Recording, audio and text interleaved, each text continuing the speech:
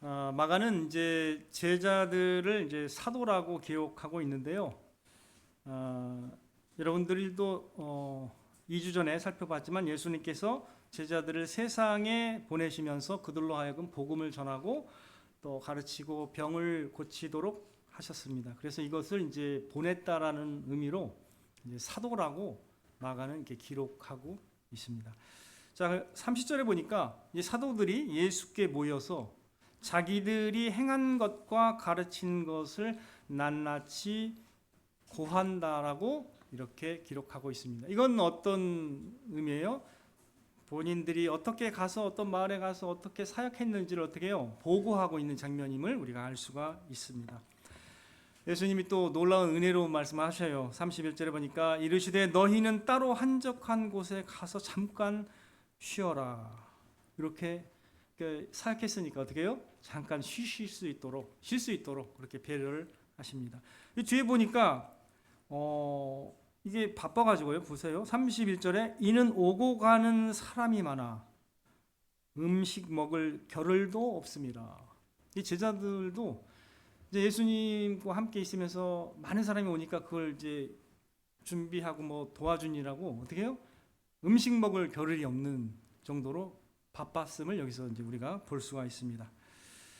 그래서 이제 배려하시면서 잠깐 쉬도록 한적한 곳으로 가도록. 그래서 32절에 보니까 제자들이 어떻게 배를 타고 따로 한적한 곳에 가게 되었습니다. 자, 근데 33절에 보시니까 어때요? 그들이 가는 것을 보고, 저는 이제 잘 모르겠어요. 예수님 함께 가신 것 같기도 하고. 근데 33절에 보니까 제자들이 가는 걸 보고 많은 사람이 그들인 줄 알고서요. 제자들은 배를 타고 그 반대편으로 건너가고 있는데 어떻게 해요?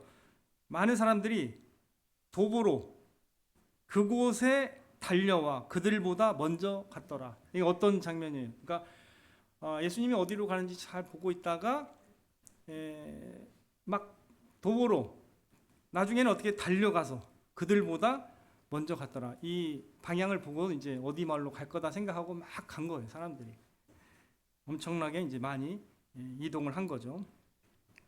그래서 34절을 보니까 이제 이렇게 기록하고 있습니다. 예수님이 나오셨어요. 왜냐하면 너무 많이 모였어요. 다시 또 한적한 곳에 쉬라고 했더니 잠시 배에서 쉰 것 같아요.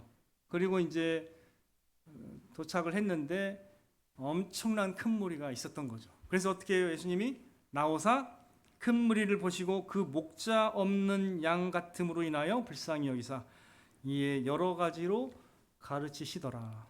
예수님이 다시 이제 그 많은 사람들에게 다가가셔가지고 가르치시고 또 여러 가지를 하신 거죠. 사역을 하신 겁니다. 자, 이제 35절에 보니까 때가 저물어 가매 저녁이 이제 다가오고 있었습니다. 제자들이 예수님한테 이제 상황을 설명드렸죠. 이곳은 빈들이요 날도 저물어 가니 무리를 보내어 두루 촌과 마을로 가서 무엇을 사 먹게 하옵소서. 그러니까 좀 생각한 거예요. 이 사람들의 필요를 보니까 계속 예수님이 이제 말씀을 전하시는데 이들이 이제 배고플 것 같다는 생각을 한 거죠. 그래서 이런 제안을 드렸습니다. 제안을 딱 드렸는데 37절에 예수님이 갑작스레 이런 말씀을 하십니다. 뭐라고 말씀하시죠? 너희가 먹을 것을 주라. 어떻게 해요? 제자들이 무슨 뭐 음식이 많이 있었나요? 그건 아닐 텐데, 그죠? 그래서 제자들이 이런 반문을 해요. 예수님께 여짜오되 우리가 가서 200다나리온의 떡을 사다 먹이리까. 이게 어떤 표현이에요? 이것은 그렇게 할 수 있겠냐는 거죠. 불가능한 말을 왜 하시냐, 이런 말씀을 이렇게 예수님께 전해 드린 것입니다. 데나리온이라는 그 화폐 가치는요, 그 당시에 품꾼이 하루 일한 것에 대한 그 보상으로 받는 가치가 있다고 합니다. 그러니까 하루 품삯이라고 생각하시면 되죠. 요즘 청년들이 하루 일하면 얼마 받는지 최저임금으로 받으면 한 열심히 일하면 10만 원을 받을 것 같아요. 예를 들면 10만 원이라 한다면 이제 200데나리오니까 얼마가 될까요? 대략 한 2천만 원 정도. 되죠? 200데나리온이니까 2천만 원 정도 있어야 요 사람을 모일 것 같다라는 그 표현입니다. 많이 모인 것 같아요. 엄청나게 많이 모인 것 같아요. 맨 뒤에 보면 예수님께서 먹이신 남자만 계산했더니 몇 명 나와요? 5천 명이죠. 자, 그러면 남자들이 5천 명이었다. 그럼 여자들은 제가 볼 때 더 많았을 것 같아요. 그죠? 그럼 한 여자들이 한 8천 명 된다고 하면 애들 있을까요, 없을까요? 있겠죠. 그럼 어른만 해서 한 대략 13,000명이라 한다면 애들까지 하면 15,000 되겠죠? 15,000이나 더 많으면 2만 될 수도 있어요. 이건 아무도 모르겠지만 대략 남자만 계산했을 때 5천 명이니까 대단한 숫자죠. 네, 그래서 이렇게 반문을 한 겁니다. 근데 38절에 예수님께서 너에게 떡 몇 개나 있는지 가서 보라 이렇게 조사를 했더니 가지고 있는 게 있더라고요. 보니까 뭐가 나와요? 떡 5개와 물고기 2마리. 그래서 여러분들이 잘 아는 교회 안 다니시는 분도 잘 아는 구절입니다. 오병이어라고 해서 오병이어의 기적. 이건 이제 대부분 많은 사람들이 알고 있습니다. 물고기 2마리와 떡 5개로 이렇게 많은 사람을 먹이신 그 기적을 많은 사람 예수님을 이제 모르는 사람들도 이제 들어서 알고 있습니다. 그런데 예수님께서 말씀으로 가르치시고 나서 시간이 되어서 이제 제자들이 필요를 느껴서 이들을 먹여야 된다고 이렇게 문제 제기를 한 겁니다. 그때 예수님이 뭐라고 했어요? 너희가 먹을 것을 주라 이렇게 말씀하셨고, 그다음에 우리는 그렇게 먹일 수 없습니다. 우리가 무슨 돈이 있습니까? 이렇게 반문했고, 그러면 예수님이 뭐예요? 너희가 가진 게 뭐냐? 물어봤더니 물고기 2마리와 떡 5개가 있음을 이제 보고를 했습니다. 그 다음에 예수님이 하신 게 뭐예요? 제자들에게 명하사 그 모든 사람으로 그 모든 큰 무리를 어떻게 해요? 때를 지어 푸른 잔디 위에 앉게 하셨습니다. 그래서 100명씩 또는 50명씩 이렇게 규모 있게 딱 앉게 하셨어요. 그래야 어떻게 될까요? 그래야 예수님께서 그 음식을 잘 나눠줄 수 있기 때문에, 저 같은 경우는 그렇게 100명, 200명 이 정도까지는 이렇게 나눠서 해준 적은 있는데 이게 너무 커요. 이걸 먹일 수 있다라는 건 상상을 초월하는 거죠. 자, 한 2만 명 되는 인원을 어떻게 우리가 먹일 수 있을까요?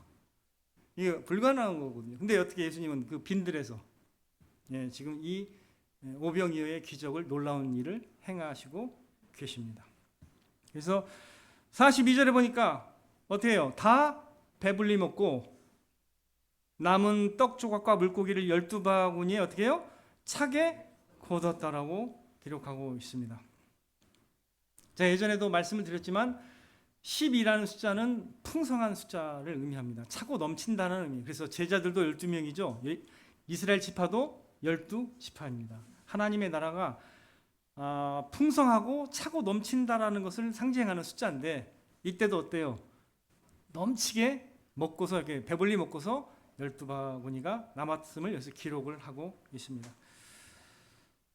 자, 이 대목에서 여러분들은 예수님의 어떤 마음을 느낄 수 있을까요? 예수님은 일단 예수님의 마음을 한번 살펴볼 필요가 있습니다. 큰 무리를 보시고 어떻게 여기셨어요? 그들의 상태에 대해서 어떻게 언급하셨어요?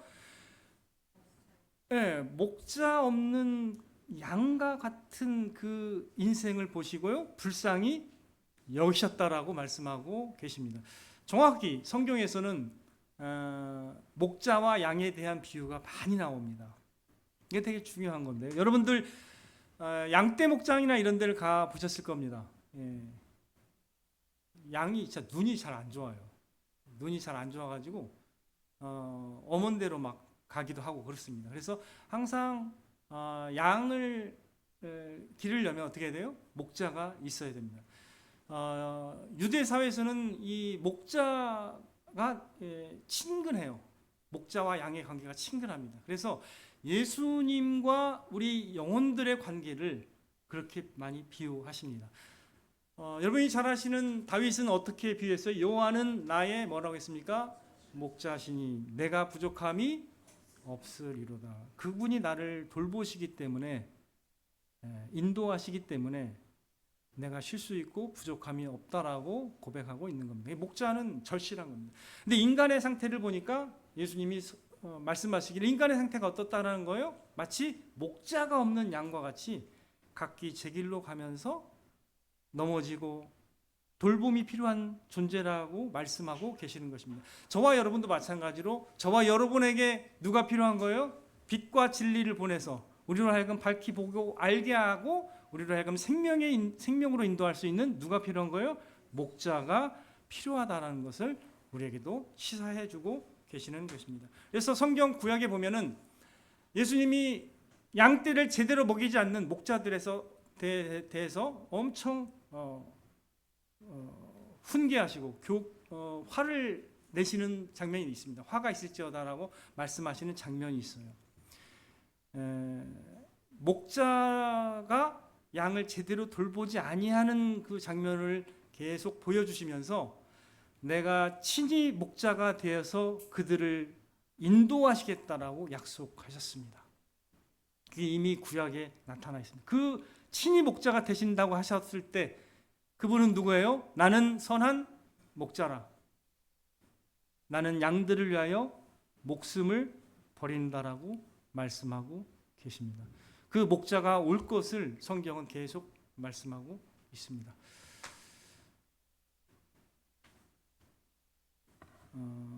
우리 인간의 상태에 대해서 주님이 이렇게 표현하신 걸 통해서 우리로 하여금 우리 인간의 삶은 어떤지를 우리가 볼 수가 있습니다. 인간은 사실은 빛을 통해서 이 사물을 제대로 볼 수 있듯이 빛이 필요한 거예요. 여러분 빛이 없으면 어때요? 볼 수 있어요? 분별할 수 있어요? 어떤 상황인지? 그래서 항상 집에서 새벽에 일어나면 뭘 켜요?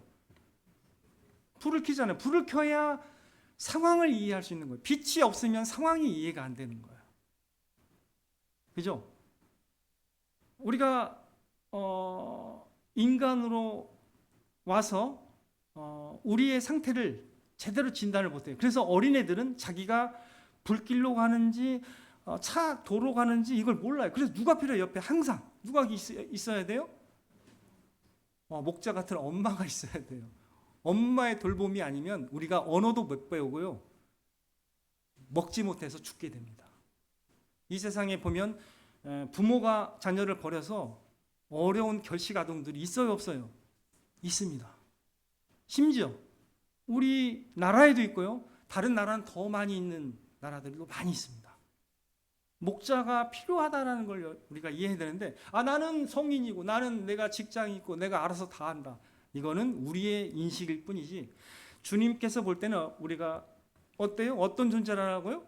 목자 없는 양과 같은 존재라고 주님은 진단하고 있다는 걸 여러분이 이해하셔야 됩니다. 저와 여러분도 어떻게 누가 필요한 거예요? 저와 여러분도 누가 필요한 거예요? 목자가 필요한 겁니다. 목자가 양들을 돌보지 않으면요, 양들은 사람들에게 노략을 당하거나 들짐승들의 밥이 되거나 굶주리거나 병들게 되는 것입니다. 그러므로 주님은 우리에게 빛을 비춰주시고 우리를 주님의 영생의 말씀으로 우리를 먹이시고 돌보시는 그런 선한 목자의 역할을 주님께서 감당하신 것입니다. 자, 그 다음에 우리가 예수님께서 먼저 그들의 영적 양식을 주셨어요. 그들에게 여러 가지로 가르치셨다는 것은 영생의 말씀을 가르치셨다는 걸 의미합니다. 그 다음에 어떻게 해요? 때가 저물었기 때문에 배가 고팠기 때문에 예수님께서 어떻게 해요?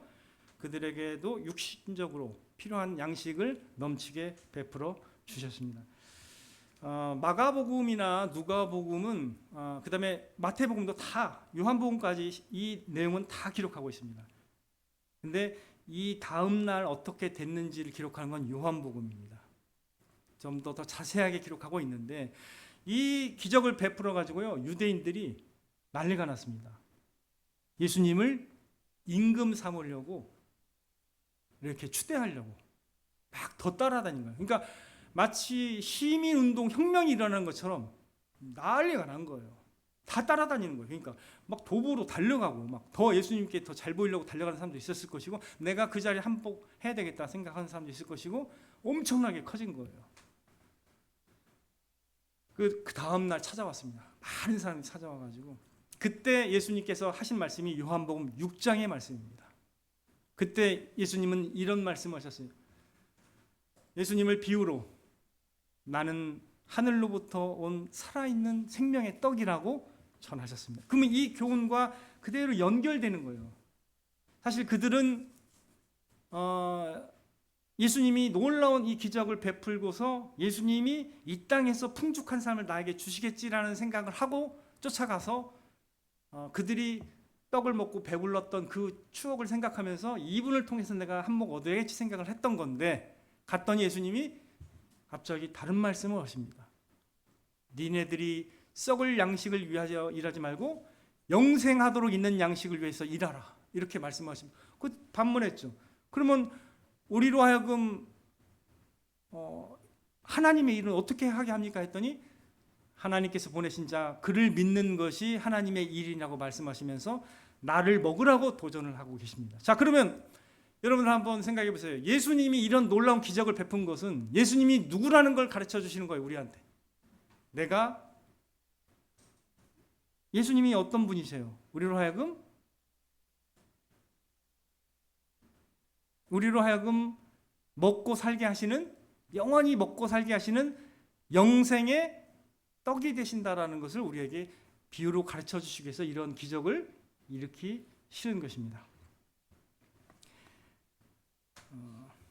예수님과 함께한 사람들은 영육간에 채워지고 풍성하게 채워지는 것을 경험한 겁니다.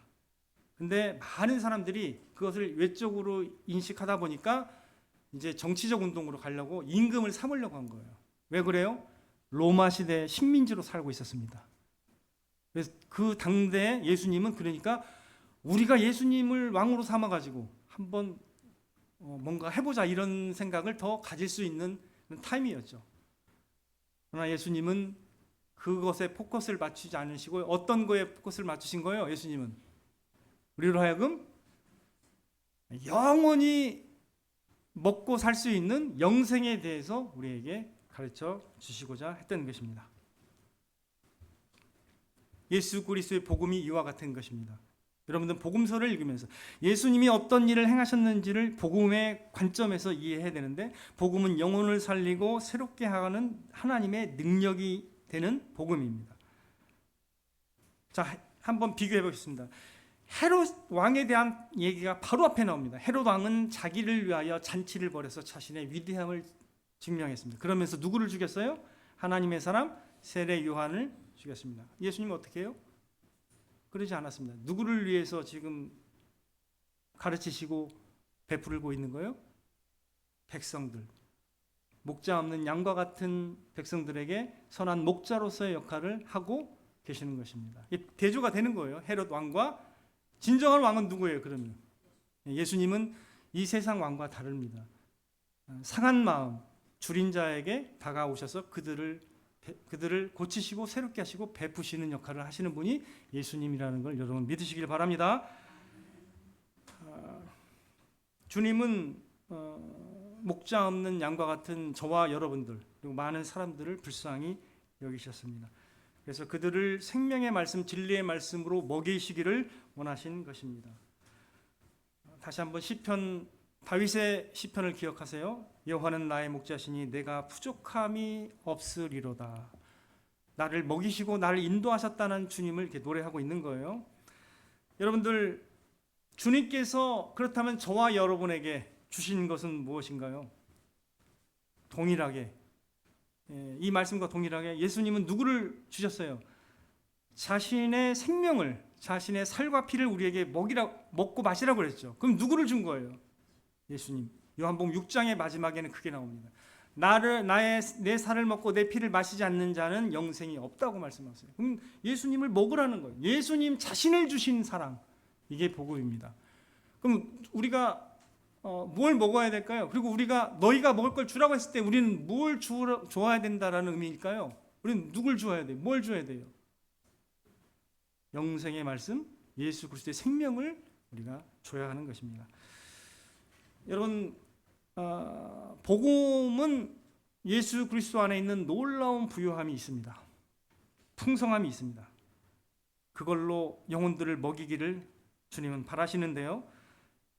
베드로가 나중에 사도행전에서 성전 미문에 있는 태어나면서부터 걷지 못하는 사람을 만났습니다. 그때 어떤 말을 했다고요? 그에게 그는 베드로와 요한을 보면서 뭔가 얻을 걸 바라보고 이렇게 주목했는데 베드로는 뭐라고 했어요? 은과 금은 내게 없거니와 내게 있는 이것을 내게 주노니. 그때 누구를 얘기한 거예요? 나사렛 예수 그리스도의 이름을 언급하면서 그를 일으켰습니다. 예수 그리스도는 생명이고 능력입니다. 저 여러분에게 있는 게 뭘까요? 그럼 여러분이 받은 건 뭐예요? 여러분 안에 영생의 복음이 있습니까? 네, 있으면 여러분은 이 세상에 줄 수 있는 것이 너무 크고 위대한 것을 갖고 있는 것입니다. 여러분이 받은 것이 복음이고 여러분 안에 계신 분이 예수님이라면 여러분은 영혼들에게 나눠줄 수 있는 것이 있어요, 없어요? 있습니다. 여러분 안에 하나님의 생명의 씨앗, 복음의 씨앗이 여러분이 있다라고 여러분이 확신한다면 여러분도 줄 수 있습니까? 예, 줄 수 있습니다. 거저 받았으니 거저 주어라는 말씀이 있죠. 그죠? 그리고 사도 베드로에게 마지막에 하신 말씀이 뭐예요? 3번이나 말씀하셨죠. 네가 나를 사랑한다면 어떻게 해야 된다고 했어요? 내 양을 치라, 내 양을 먹이라. 먹여야 됩니다. 여러분도 동일하게 목자의 삶을 살아가야 된다라고 주님은 말씀하고 계신 겁니다. 너희가 먹을 걸 주라는 건 뭐냐면 내가 이렇게 하든 너희도 그렇게 하라는 말씀이에요. 그들을 사도로 보내셨죠. 그죠? 그러면 이 많은 영혼이 있어요. 근데 막 가르치셨어요. 내가 가르치는 것처럼, 내가 이 영혼들을 먹이는 것처럼 너희도 그렇게 하라고 말씀하고 계시는 것입니다. 복음은 생명과 은혜와 평안과 안식의 복음입니다. 많은 사람들이 그게 없어가지고 방황하는 거예요. 주님을 만나야 됩니다. 사실 성경에서 주님이 누군지를 몰랐기 때문에 그들이 나오지 못하는 거지, 그들이 접촉하게 된다면 어떻게 해요? 주님이 어떤 분인지를 알 수가 있습니다. 온 세계에 부활절이 있는 종교가 있어요, 없어요? 우리밖에 없습니다. 왜? 증명했기 때문입니다. 예수님이 살아나서 다시 살아 계심을 500명이 봤습니다. 그래서 죽음을 불사하고 이 사람들이 어떻게 해요? 겁먹던 사람들이 어떻게 변했어요? 예수님의 제자가 겁먹고 예수님을 3번이나 부인했잖아요. 본래는 인간적으로 3번이나 부인했으면 이거 종교가 안 돼야 돼요. 이거 그죠? 3번이나 부인했는데 그 수제자가 뭘 볼 게 있어요. 그죠? 근데 어떻게 이 사람이 어떻게 됐어요? 지금 예수님을 위해서 죽었습니다. 전도하다가 십자가에 거꾸로 매달려가지고 죽었습니다. 어떻게 그렇게 삶을 살 수 있어요? 누구를 만났기 때문에. 예수님처럼 동일하게 자기 자신도 내어주는, 자기 자신까지 내어주는 삶을 살아가게 된 것입니다. 너희가 먹을 것을 주라. 여러분 어떻게 줄 수 있겠습니까? 여러분 안에 말씀이 있다면 줄 수 있습니다. 사도 바울은 자기의 생명까지 내어준다고 얘기했습니다. 자기 재물뿐만 아니라 생명까지. 예수님으로 인해서 생명을 얻은 사람은 충분히 그렇게 할 수 있고, 지금까지 모든 역사상 많은 순교자들이 그렇게 죽어왔습니다. 왜 이렇게 많은 나라에 복음이 전파됐을까요? 너희가 먹을 것을 주어라고 말씀하신 그 의미를 깨닫고 어떻게 해요? 자기 생명까지 바쳤던 사람이 있었기 때문에 이렇게 된 겁니다. 이러한 자들에게 놀라운 약속이 있음을 여러분 기억하시기 바랍니다. 줄인 자의 심정을 만족하게 하면 하나님 반드시 여러분의 빛을 더욱 바라게 하실 것이고, 여러분의 영혼을 만족하게 하고 뼈를 견고하게 하며 물된 동상 같게 하리라고 이사야 58장에 약속하고 계십니다. 그리고 지혜 있는 자는 궁창의 빛과 같이 빛날 것이요 많은 사람을 옳은 대로 돌아오게 한 자는 별과 같이 영원토록 비추리라고 주님께서 약속하고 있습니다. 저와 여러분 그와 같은 아름다운 인생을 살아가시기를 주님의 이름으로 축원을 드립니다.